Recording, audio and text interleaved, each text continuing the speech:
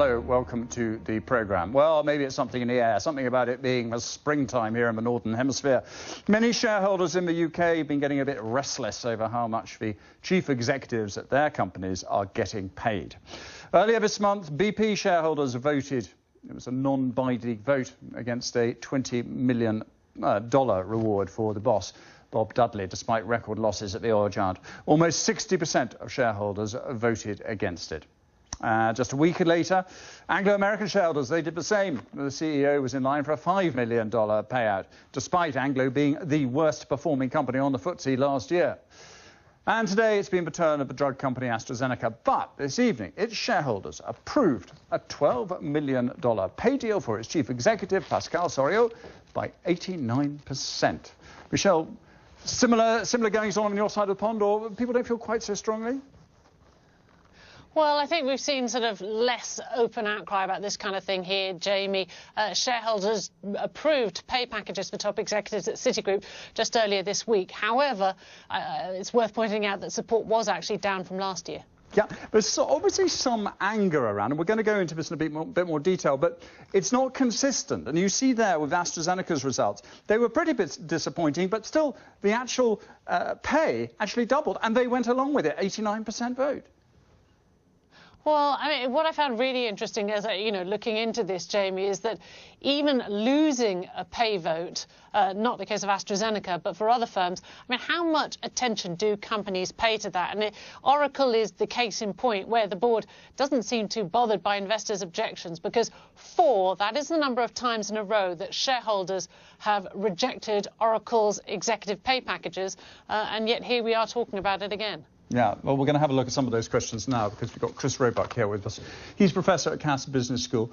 Kris, why the inconsistency? And sometimes you see this, real indignation among some shareholders. Yeah. You saw it very much at BP, didn't you? And then again at AstraZeneca, where you would have thought they'd have just the same sort of reasons to say this is too much money for that not a very good performance.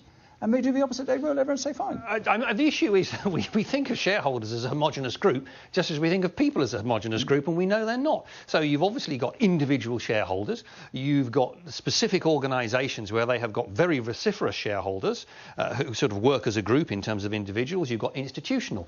Over that, we've also got to some degree a cultural perspective of how chief executives should be paid. For example, the more laissez-faire your economic attitude is vis-à-vis Asia and the USA, the more likely you're to say, fine, if the person has met the demands of what the contract says, pay them. Whereas in Europe, we tend to take a more sort of moral judgment as well. At an AGM, do they follow the herd? Can they be swayed? I mean, is it if you've got a good speaker up there, sort of giving them a bit of sort of a bit of fizz in their speech, do they all turn around and say, oh yes, I think he's worth it?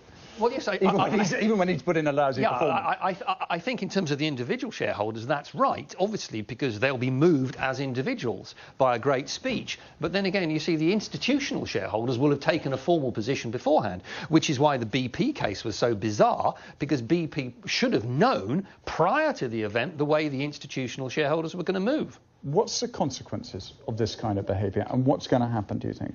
Well, OK, there's what you could construe as the technical consequences around the contract vis-à-vis shareholders and other investors. But what I think is really interesting is we keep forgetting what is the impact on other people involved in the organisation.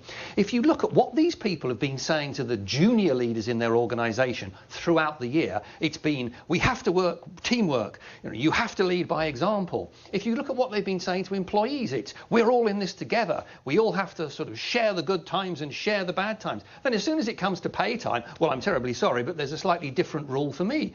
Look at FTSE 100 pay since the 2000s. The gap between the employees' average pay and that of chief executives and senior leaders has doubled. Kris, I'm afraid we're going to have to live it out because the clock is against us, but thank you very much indeed.